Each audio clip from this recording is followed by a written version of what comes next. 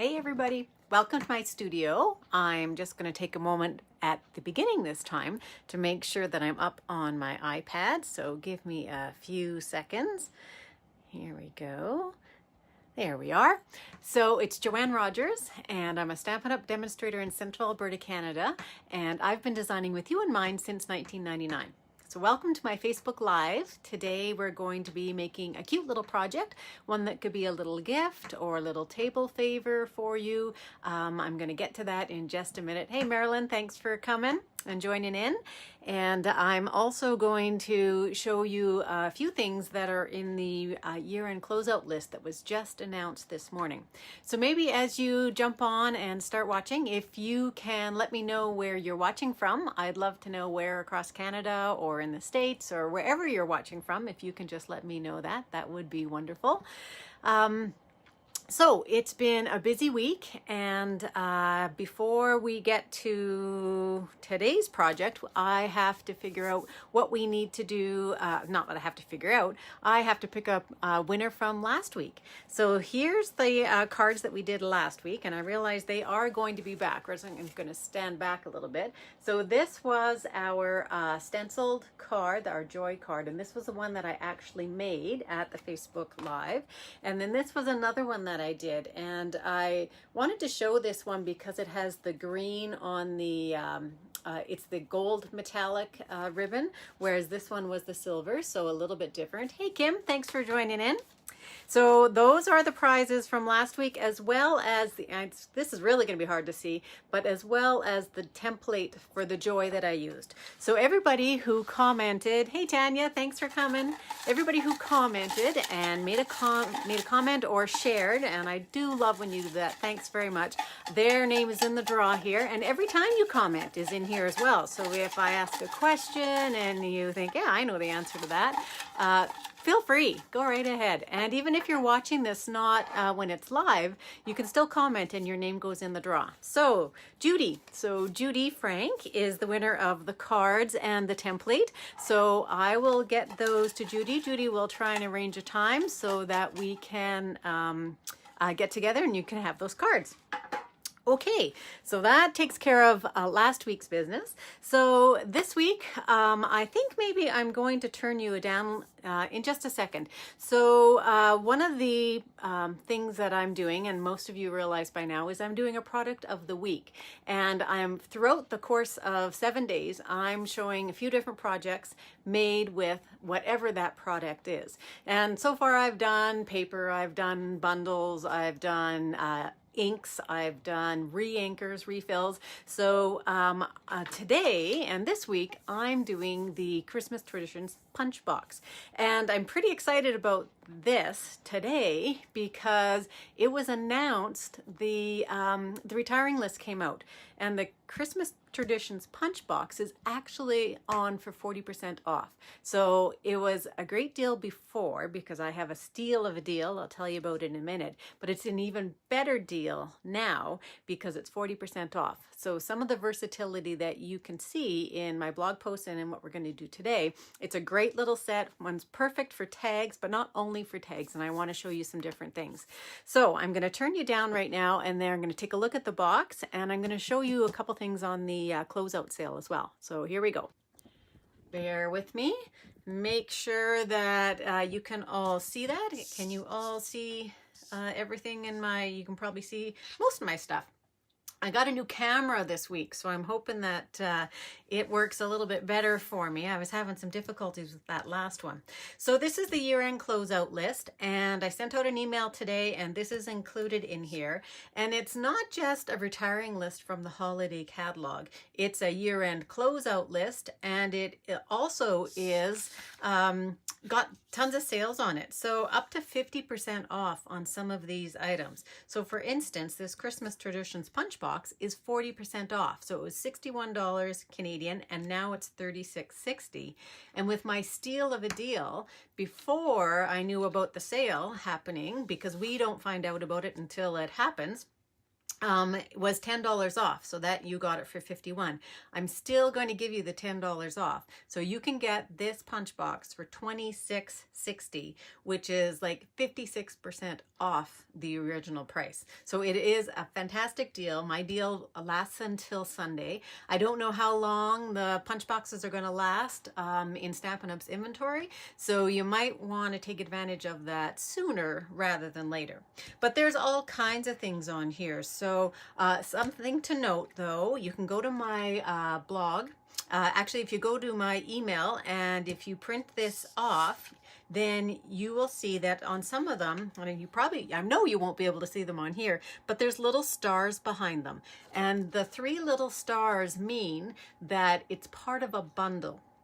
And when we have a bundle, the bundle is at 10% off. So whenever you see it in any catalog, it means that Stampin' Up! Has taken framelits or a punch and the stamp set and they bundled it together and they're giving it to us at a deal, 10% off. But the bundles only last for the life of that catalog. So even though some of the framelits and punches and stamp sets continue on into another catalog, they're no longer bundled. So if there's a set or a bundle here that you really like, you want to take advantage of it now. So Dashing Deer is one of them. The Merry Christmas to All is another one. So the bundle is going, and so if you think you might like that, then you might want to get that now before they're all sold out. So there's also a couple things on this list which were a bit surprising because there's 4 things right at the very back of the list that are from the annual catalog. And some of the things, the embossing mats are on sale. They are 30% off, so you can get them for $14.70 right now. The red rhinestones as well are going to be going out. So there's a few things that you can get a deal on right now. So take a look at this list and you can place an order online with me, or you can email me or give me a call. I'd be happy to take your order too. Tomorrow's order day, so you don't have to wait till tomorrow though if you don't want to. So I wanted to make sure I told you about that. So on to the Christmas Traditions punch box. So this is the box. And mine's got just a little scratch on it here, but it's a very pretty box. And this is the shape of the punch that's in it. And this actually mimics one of the punches itself. So the lid comes off and you get this nice piece of foam, which I'm just going to put to the side. And this is what you get in it. So you get a Stampin' Spot that is real red, which is always perfect, and Call Me Clover. So those 2 are great colors, very traditional colors for Christmas. And then we have 6 different stamps, and I'm hoping that you can see them. Jingle All the Way, Sending Christmas Wishes, Merry and Bright Holly Jolly, Let Heaven and Nature Sing, and Peace and Joy. So they are very much Christmas, but they're great, and they're a perfect size, and they fit this punch, which I'm going to get out of there in just a minute. And then there's also a block. And your block is one that will fit those, but it'll also fit others of your stamps. So you get an extra block that you will want to use. So today, actually, before I get to that, so this was what I posted on my blog for Tuesday, so yesterday. So this is just a simple little tag made with the Sending Christmas Wishes, matted on a stitched circle, and then it has some of the sprigs done with vellum. So that was something that I posted. I just wanted to give some versatility. I'm going to pull this punch out now, and I'm going to put the tin aside. And we are going today to be using the Let Heaven and Nature Sing. So I'm just going to pull that one off and put it onto the block. So there we go, get it onto my block, put that aside. Okay, so let's get started with our project today. So I'm going to show you the project, and it is a clear tiny treat box that really doesn't look too clear anymore. So here's our greeting at the top, and it's framed with a circle from our stitched labels. And then it's all decorated with this gorgeous paper from the All Is Bright. So I want to show you that All Is Bright paper. So here is the paper. So there are 6 different designs. So very traditional colors, lots of spruce in there. This one's more of a bokeh kind of look. Some stockings, and then these really, really pretty baubles. I almost wish we had a whole 12 sheets of this guy. It's pretty.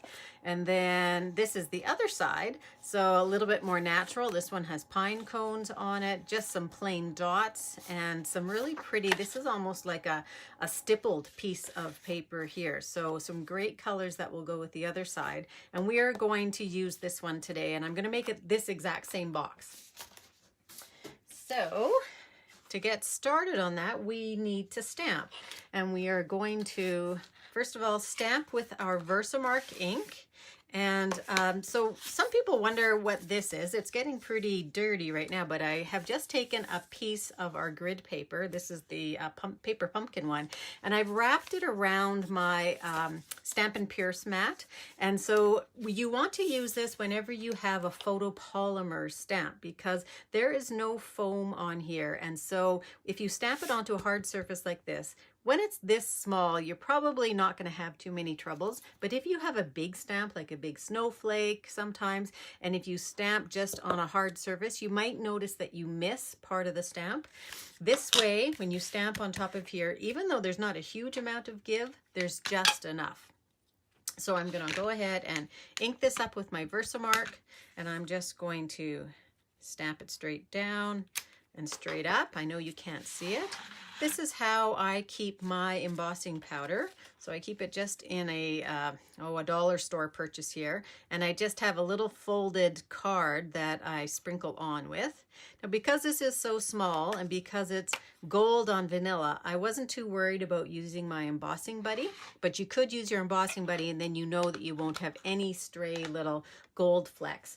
And I really can't see too much, but what I'm going to do is I give a really good flick, so one that you can really hear, on the back of the paper, and that usually gets rid of most of them.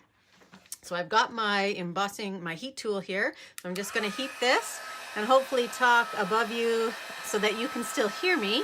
So as I'm heating this, now sometimes people, when they're heating, they move their heat tool around like this. You don't want to do that. You actually want to hold it in one place until you see it change. And when I see it change, which it's just done, and you might be able to be seeing this on the screen, it's going shiny. And when it goes shiny, move on to your next spot. And then when you're done, you just want to move it around a little bit. And if you see any areas that are dull, or if you can see that it's grainy at all, then that means it needs another little shot of heat. You don't want to overheat it, because this actually will sink right into the paper if it's overheated. So I'm going to put my heat tool away, and I'm actually going to cover this up as well. That's all we're using that for. And I'm going to pull in my punch, turn it the right side, and then I'm just going to punch this out. So when I'm punching, I always punch so that it's upside down. And I've got the punch just very, very, very gently right now pressed together so that my paper is not going to fall out. And that is how I usually start my punch. So I'm going to center this and make sure it's centered, and then take my hand away and use both hands to punch it out. There we go, and we've done that. And we're done with the punch, actually, and we're also done with the embossing powder. So what we need to do now, I have a few other pieces on here. So my measurements for this, so this box is 2 by 2, and this is how they come.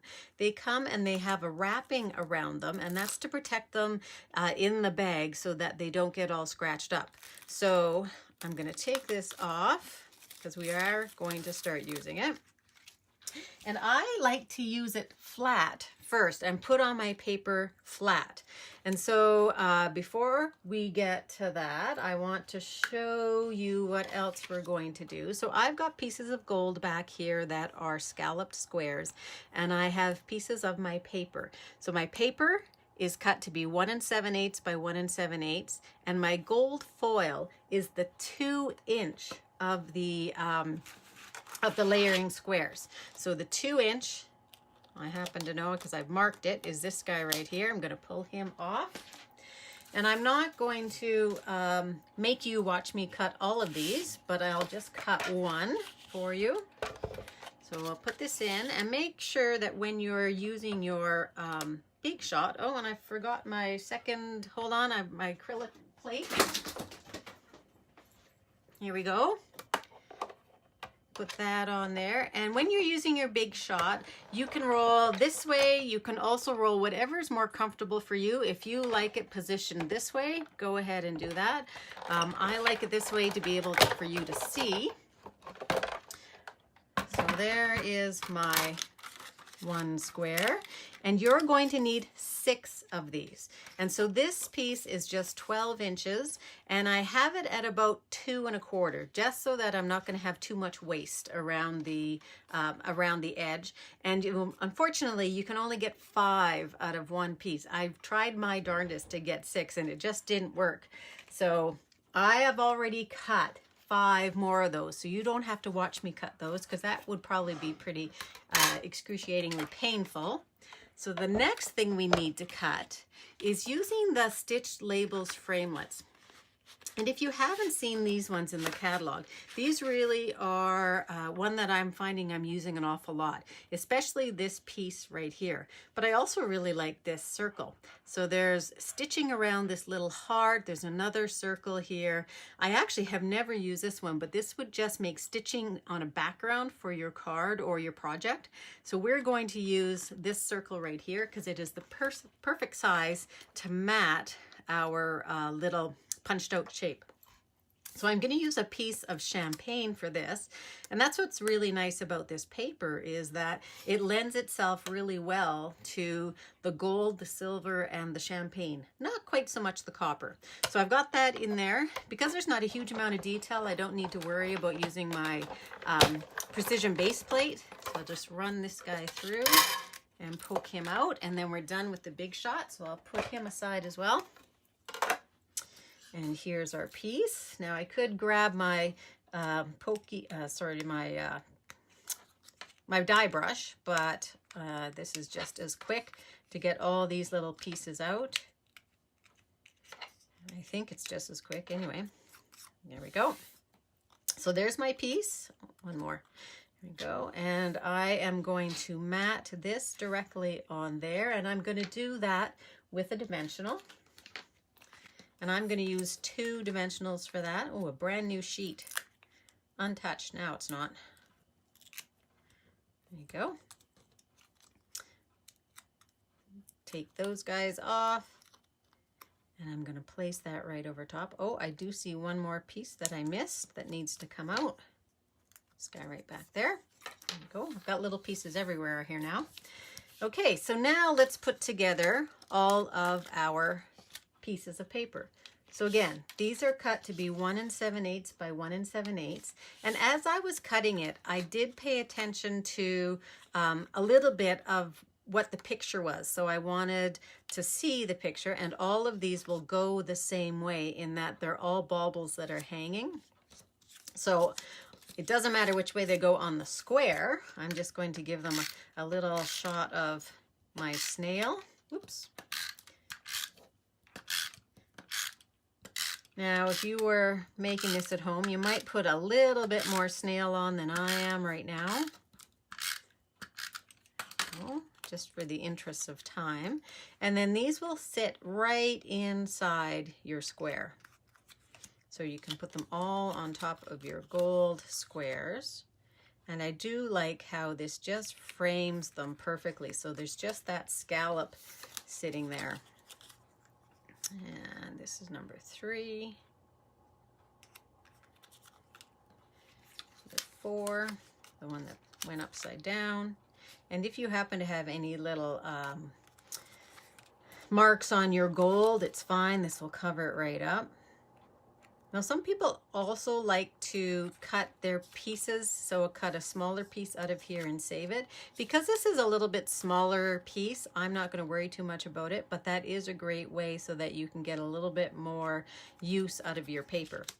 Now, you might be wondering why we did 6, but we are going to put one in the bottom as well. So we're going to put one on every side and the top, and then we're going to put one in the bottom so that the bottom just is white. If we didn't put it in the bottom, now we don't have to make it nice and pretty, but I thought to make it complete, that needed to be pretty as well.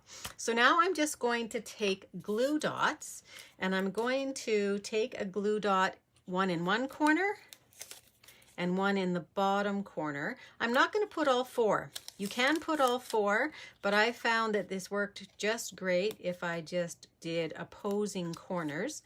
So I'm just going to get all of those guys glued up here.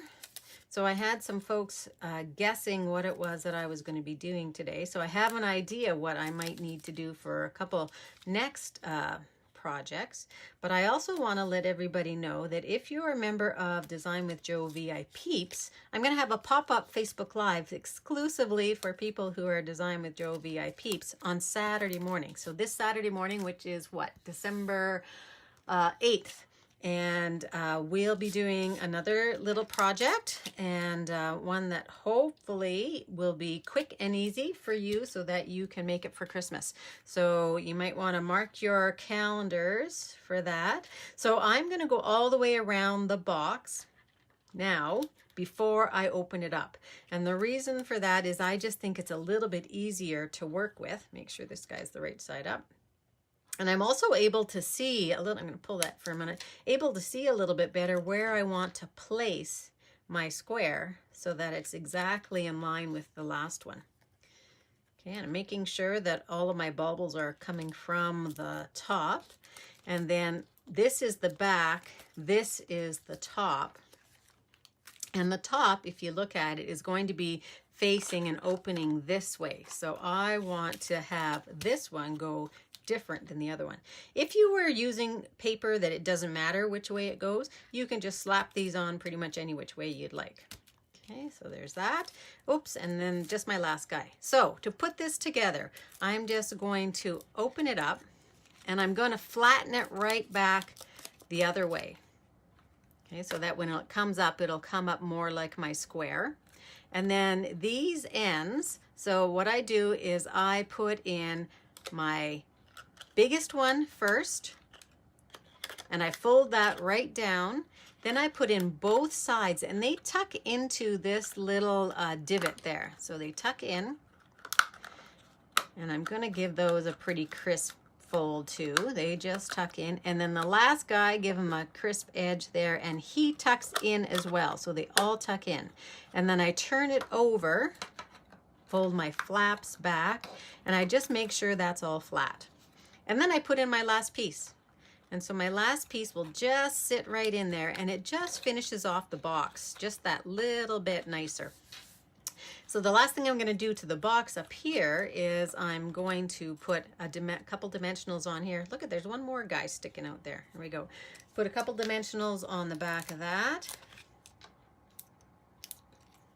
They do not want to come out. I should have used my brush. Then they would have been done. So this is going to go on the top. So I was quite happy. I thought about doing this as a gold underneath here, but I quite liked the champagne on there. I thought it looked just a little bit different. I thought it might look like too much gold otherwise. So then you want to fill that up. So what I've got mine filled with are some kisses. Oops, too many kisses. But you can fill it up with just about anything. I think there's all kinds of little treats that would fit in here. Little toys, jewelry is always great. Maybe even a little EOS or lip balm of some kind. So then you just close it up, and the top, or this last little piece folds too, and it folds right in. So there you go. Here's the last one. So they look very similar, so just a little bit different on my paper.